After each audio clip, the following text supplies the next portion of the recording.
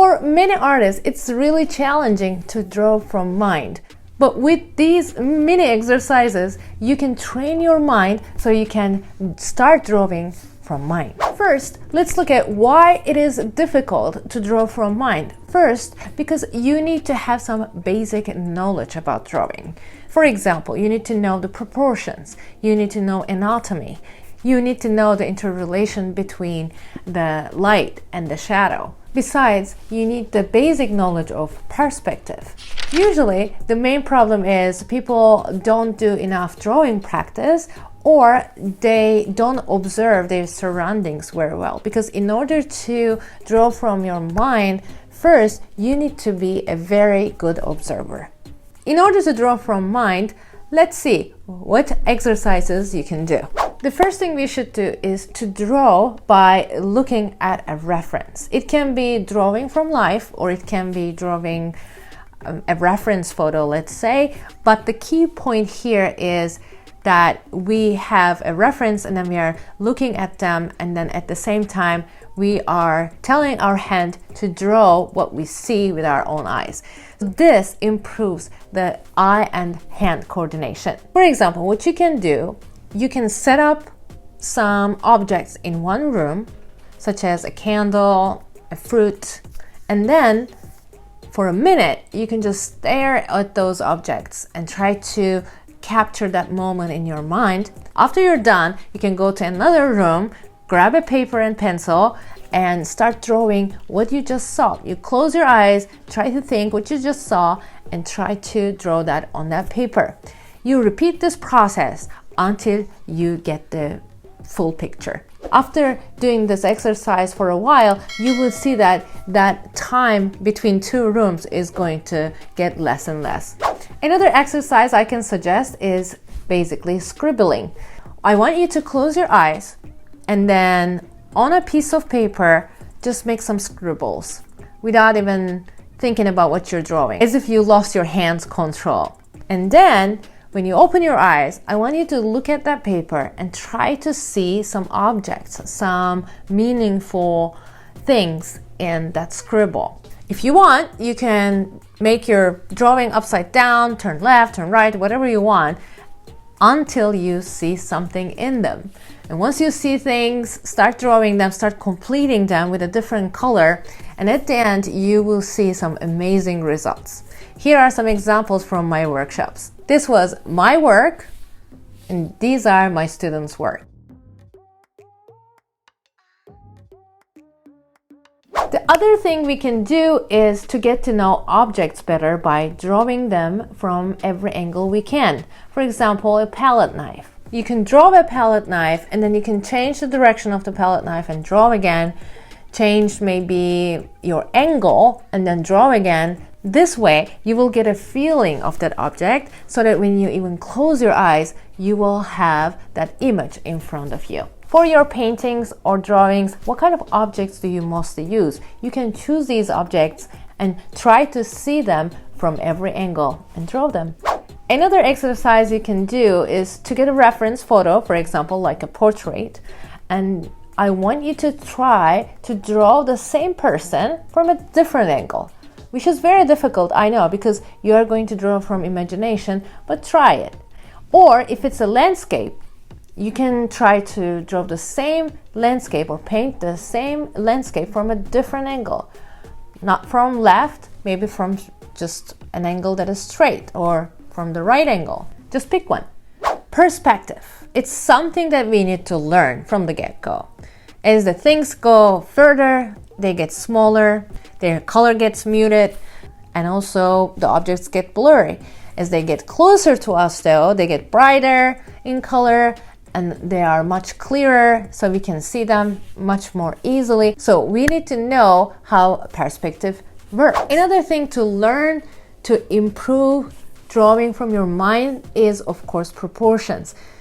Let's talk about proportions in three ways: the face proportions, the body proportions, and the hand. We talked about face proportions before. If you haven't watched that video, I'm putting it up right here. But there are so many ways to draw a face, and there are some formulas for the proportions of the face. like golden proportions, you can choose any of them to draw from mind. These are easy. But when it comes to body, it gets a little bit more complicated because woman body are different than men body, and then, body shapes are different. And also we have sitting down position, and then we have standing up position. When we lean on something, that's another position. So that's where things start to get a little bit complicated. But we shouldn't forget about the basic proportions of body, and when you see people from a different angle, those proportions will change according to the perspective too. So, you need to combine all this basic information together to get a composition in the end from your mind. And for the hand too, if you want to draw a hand from your mind, you also need to know the basic proportions of the fingers and how you can position the fingers, how the anatomy of the hand works. So basically, you need to know a human body to draw a human body. Another thing you can study is light and shadow. You can get a basic object such as egg or a ping pong ball, and you can shed some light on it, see how the light works, how it transitions from light to dark. You see the shades of gray or different tones of color, depends on if you work with color or not. And this kind of study will help you to understand how light and shadow works. You can change the direction of the light source, and you can draw what you see in each direction. This way, you will have a better idea about how to color your painting. I have this exercise that I do in my workshops, and I want to show it to you too, so that you can tell me if you can see the direction of the light source. Here in the first one, for example, I want you to think the light as water. Let's say we are spraying some water onto someone's face, which is very rude. But I want you to think like this. Each bright part of the face is the wet part because they got all the water, and the darkest parts are dry because somehow they are protected from that water and they stay dry. Those are the dark parts. So I want you to see the light as water here in the first example, and think about the second and the third one. Tell me where the light source is coming from on the second and the third one. You have 5 seconds for each.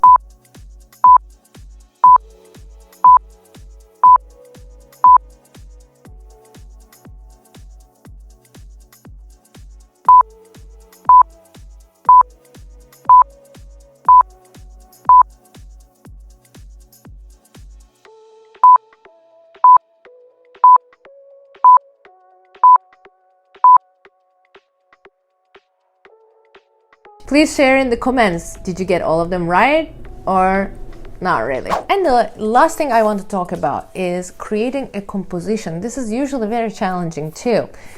In order to create a good composition, we need to ask ourselves first, what is the subject? So what is the main subject that we are drawing about, so that we can set the scene and set the object so that we will start creating our own composition. Let's say we're talking about a funeral. With this funeral scene, what kind of feeling you want to create in people, or what kind of message you're trying to give? First, decide on that. And second, where is this place? What's the location? Is it in the house, or is it in the church, or is it in the graveyard? So what kind of setting do they have?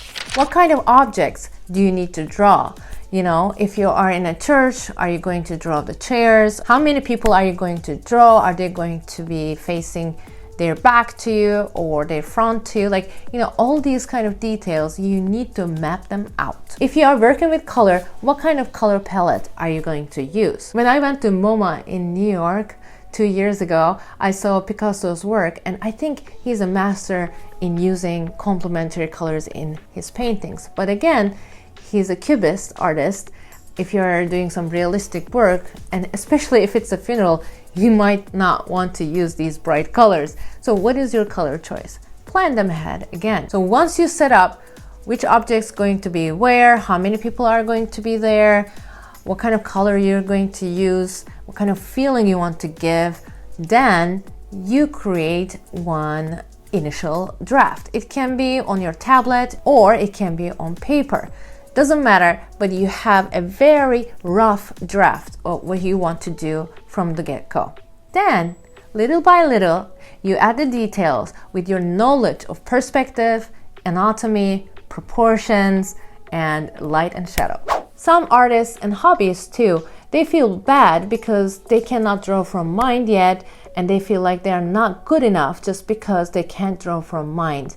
Honestly, I know this is a step further, but there are so many artists who chose not to draw from mind, and they are still famous and they're still super talented. So please don't think that because you're not drawing from mind, you are a bad artist. That's not true. If you're a surrealist artist, if you're a cubist artist, of course you will need to draw from mind. But there are so many other artists who use models or who use reference photos as well for their own paintings. Look at Van Gogh, look at Da Vinci. They were working with models, and Vermeer used camera obscura for drawing, which is technically a camera of 1500s. If you found this video helpful, please don't forget to subscribe to my channel and like this video. Also, if you're a portrait artist like me, I would love you to watch this video here, because here I talk about the common mistakes in portrait making. There's a lot to learn from there as well. I'll see you in my next video.